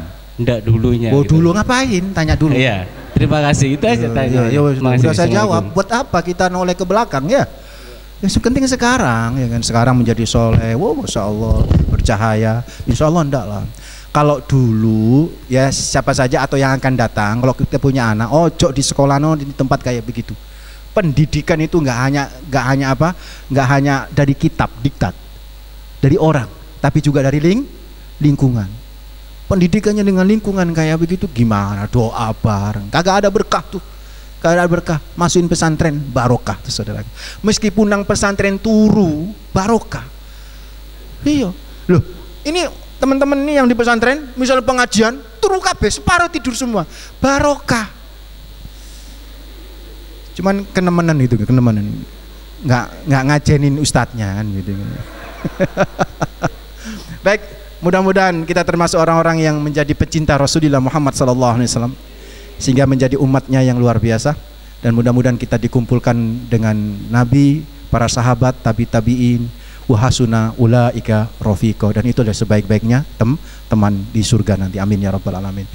Kita berdoa wa sallallahu ala sayyidina Muhammad walhamdulillahi rabbil alamin hamdan yuafi ni'mahu wa yukafi mazidah. Ya rabbana lakal hamdu kama yanbaghi jalali wajhika wa adimi sultanik. Rabbana dhalamna anfusana wa illam taghfir lana wa tarhamna lanakunanna minal khasirin. Rabbana atina fid dunya hasanah wa fil akhirati hasanah wa qina adzabannar. Allahumma inna nas'aluka hubbaka wa hubba man yuhibbuka wal amal alladhi yuballighuna hubbaka wa Allahumma ja'al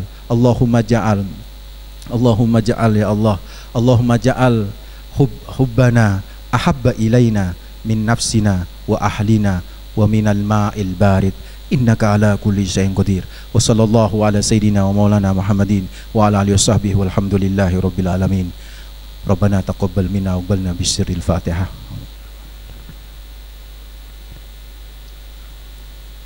Mohon maaf lahir batin. Kita istighfar bareng-bareng. Astaghfirullahaladzim, astaghfirullahaladzim, astaghfirullah. Subhanakallahumma bihamdika asyhadu an la ilaha illa anta astaghfiruka wa atubu ilaik. Assalamualaikum warahmatullahi wabarakatuh.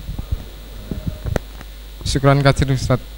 Mudah-mudahan apa yang disampaikan Ustaz tadi bisa menambah kecintaan kita kepada baginda Rasulullah Muhammad SAW dan bisa mengambil hikmahnya.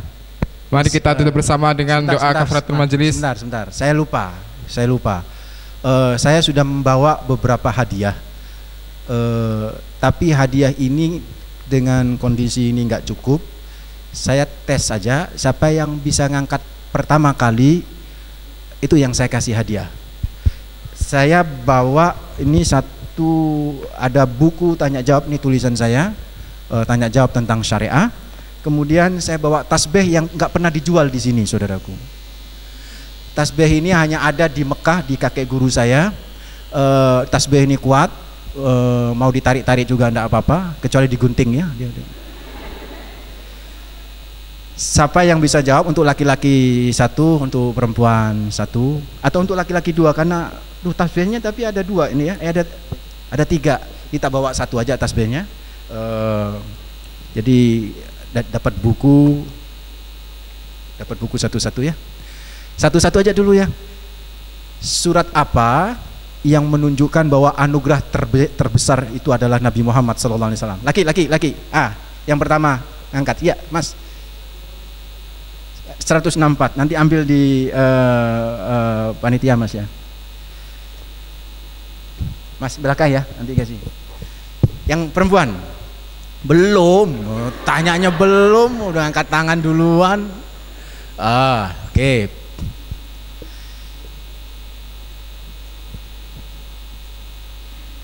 Surat apakah saudaraku yang menunjukkan bahwa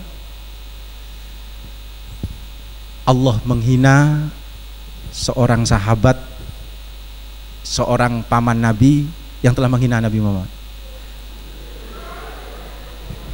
Itu duluan ya. Oke ya.